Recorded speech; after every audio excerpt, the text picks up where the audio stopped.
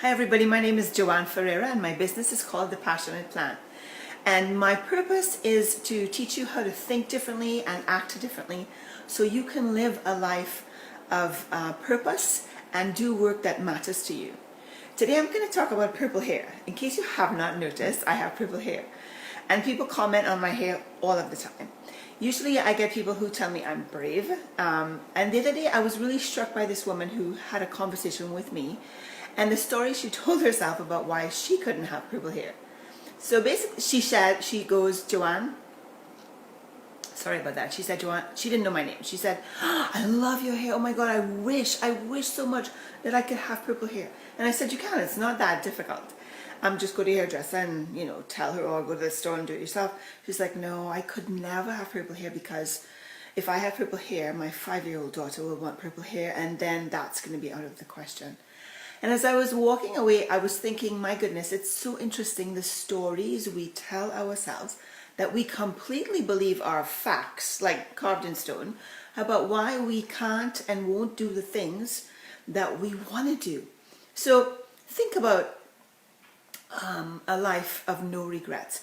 Think about what you are afraid of doing right now. It could be a big thing, like going back to school or changing careers or ending a relationship or starting a relationship, or it could be a small thing like taking dance lessons. Listen to the things, the stories you tell yourself about why you haven't been able to do it or why it's impossible.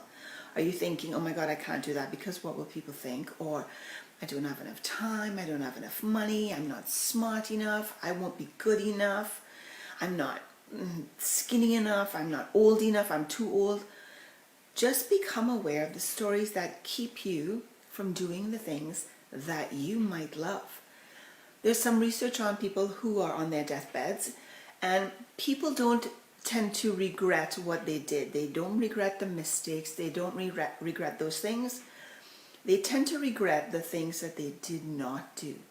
The things that they did not do. So as you think, say, how 30 years ahead, 20 years ahead, and you think, while I'm lying on my deathbed, what's the thing that I'm going to regret not jumping in?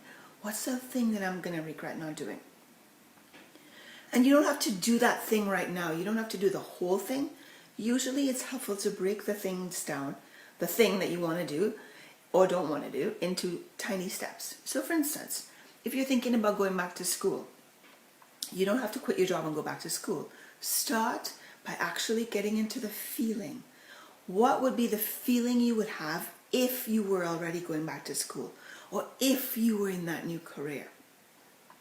Milk that feeling for all it's worth. Find that feeling again and again. And then say to yourself, what's the first teeniest, tiniest step that I can take in the direction of changing careers and going back to school, for instance? And that teeny tiny step might be doing some research, might be talking to people who are in that new career.